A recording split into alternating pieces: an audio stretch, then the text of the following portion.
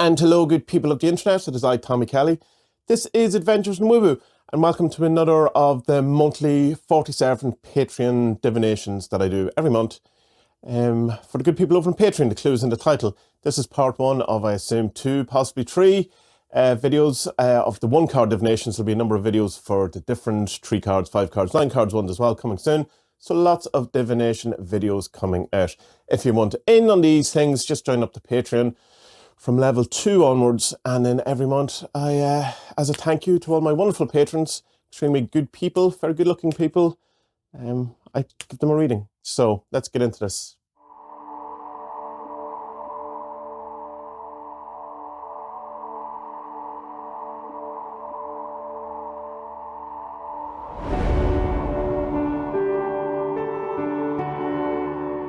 Alex, I would like to know what challenges I should be aware of this coming month.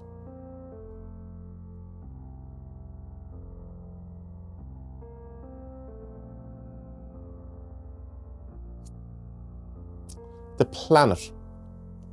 So the planet is, because you're saying challenges, so we look at the challenges of the planet, is surrounding yourself and gathering into you, into your aura, your surroundings, your energy field, all of these, your periphery, all of these things that are around you, different influences, different people, different thoughts, different ideas. And so some of the challenges then, as suggested by the card, is that you will have to deal with some stuff that might necessarily not be for your highest good, or you will find challenging, that you'll be surrounded or embedded in within your gravitational field, in your kind of sphere of influence. There'll be something that will be drawn towards you, or that you will draw towards you, that you'll find quite challenging. And I suppose the thing to be aware of then is that not to take it on board as if it's your thing. You know, that be aware of it. It is something that's coming into your field, that's something, there is an influence coming in, and just be aware of it as an influence rather than certainly thinking that it's yours per se.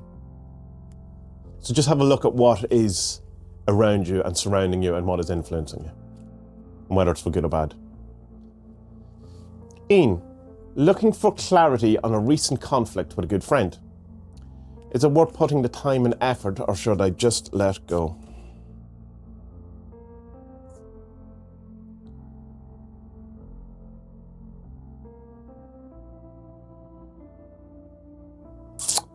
The Mother.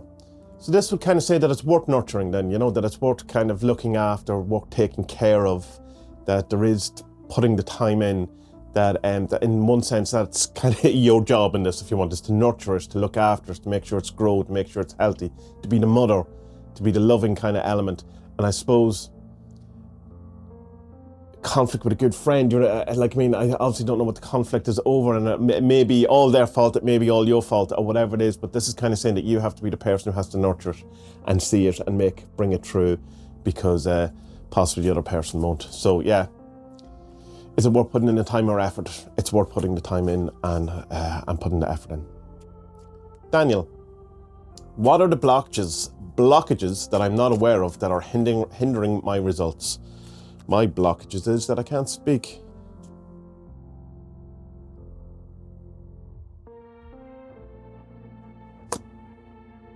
The Master, perfectionism.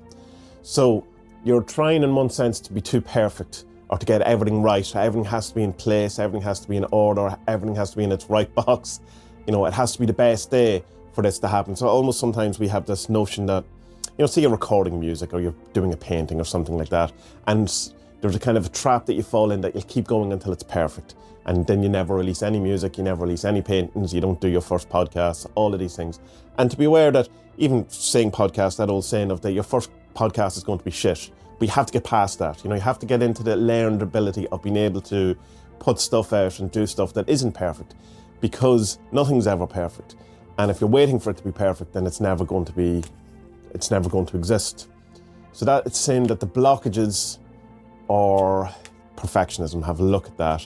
And conversely too, as well, look at where you're kind of not, where you're just letting things go, where you think it's, where you're not showing up, where you're, that'll be fine, it's okay, don't worry about that. It's like there's a story someone told me years ago, but they used to do massage, or they're still doing massage, and they got very friendly with one of the clients to the point that she stopped wearing her uniform when the client came, and the client stopped coming because it had changed the dynamic of it. She thought she was getting, didn't care as much. So, so look where you're not caring as well. So perfectionism and where you're not caring. Is Vincenus. Where should I direct my attention this month?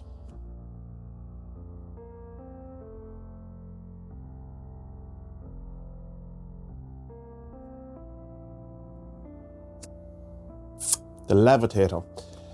Not going to get caught up in the drama, so it's like attention away from whatever's going on. So it's more, looking at it in a kind of an aloof sense, maybe looking down on something. But I don't think it's meant to be in a sense of looking down at something like from a high horse or an ivory tower or something like that. But more, don't get involved in it so much. Be the person who's not involved in it and who can see it from the bigger picture, from the bigger angle. It's not kind of make it situations, drama small or unimportant or whatever, but just not to be caught up in them as much as you can, and be the person who isn't caught up in them, who has a sensible head. Sarah, what energy should I focus on this month?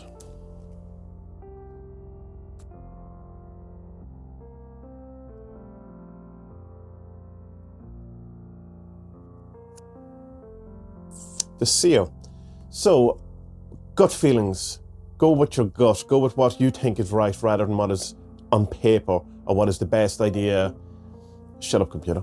The best idea on, from a rational point of view. If really trust your gut and kind of go, if something feels wrong, say for instance, then really trust it. If you're getting on an airplane and you go, oh, this is going down, this is going to go down, don't kind of override that. Go, oh, that's silly. That's a silly thought. That's not something. Just get off the airplane. Don't get on the airplane. Metaphorical airplane. And even if the airplane doesn't go down, who knows what you've avoided or whatever. But it's really a sense of trust your own inner guidance, your own, you know what's going on, you know what's right, what's wrong, what's good for you, what's bad for you, more than anyone else in this situation next month. So trust that. Stay away from airplanes.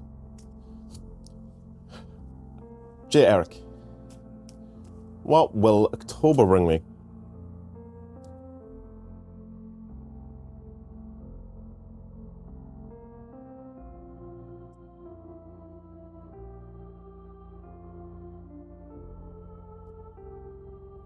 Planet.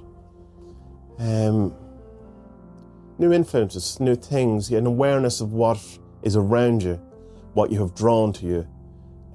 But also the planet we talked about earlier, of the challenges of the planet. One of the other kind of things around the planet is seeing your immensity, seeing how powerful you are, seeing your place in the cosmos, and that you're not insignificant, that you have all this power, that you have all this gravitational force, that you have all of this attracting ability, or whatever kind of woo word, or not even woo, but whatever, there's an attraction, you are,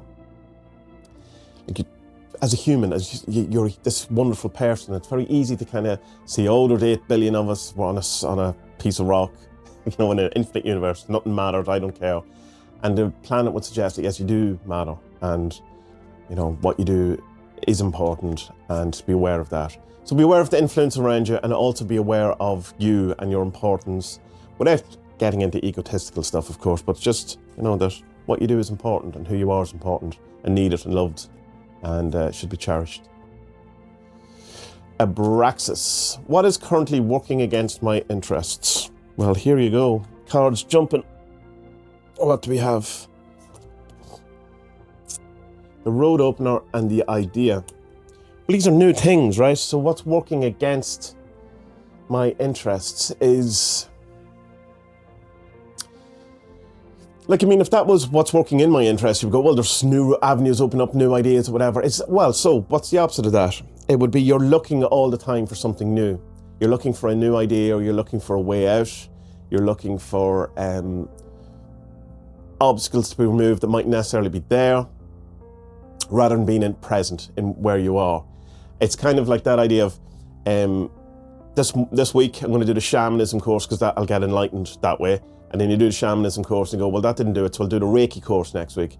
Or then I'll do the whatever course after that. And it's constant kind of jumping. Or the next book is the one that's going to do it for me, get me over. And it's kind of chasing something, this new avenue, this new approach, this new idea. And that's the thing that's working against you, rather than looking at what's actually there in front of you, what you have. The answer for whatever it is you're looking for is around you in your life already. And the avoidance of it is looking for it to be something new, better, different, more complete, more interesting, more satisfying. Okay, Chris. What should I be mindful of this month while we settle into our new home? Congrats on your new home.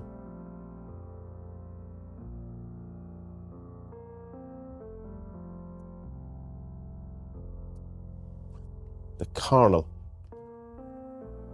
To make sure that you still are spending time in the hustle bustle of new home to, well, I suppose to be sexual in one way, to have desire, to enjoy it. Yeah, so if you're talking, I don't like, there was something that kind of made me jump to the relationship, or maybe not the relationship, but to enjoy the process of having the new home rather than seeing it as a number of tasks that have to be done, or bills that have to be paid, or painting that has to be done, curtains that have to be bought, new table, the fridge isn't working, rather than seeing it as a list of problems that have to be solved, to have a desire for it. Isn't it great to have our own home? That's one aspect. And if it's appropriate, only you'll know more than me, make sure that there's plenty of carnal energy in the relationship. If it's a loving relationship or sexual relationship in that manner. I do not know, you could be buying a new house with your best friend. Well, who's to say that shouldn't have a carnal influence either. Coco. I'm going to my first Gnostic Mass this month, and I was curious, what should I be mindful in the lead up to the ceremony? The Master.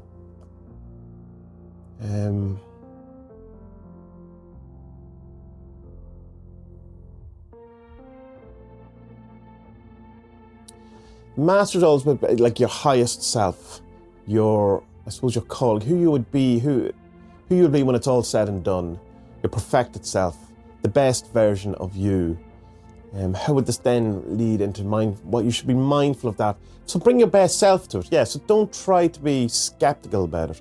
Don't try to investigate it too much. Don't try to make it impress you or whatever, but bring all of yourself to it.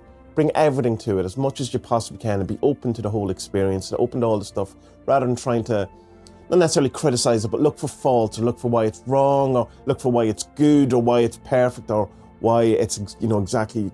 Don't put so much pressure on it in any way. Just be as open as possible to whatever the experience is, good, bad, indifferent, and try not to bring any baggage, if you want, to it. Your most perfected self going to a Gnostic Mass, rather than your damaged, traumatized self, or normal human being self, but your perfected version of you, whatever that looks like, that's who should go to it. Grayson, what am I not aware of but should know about?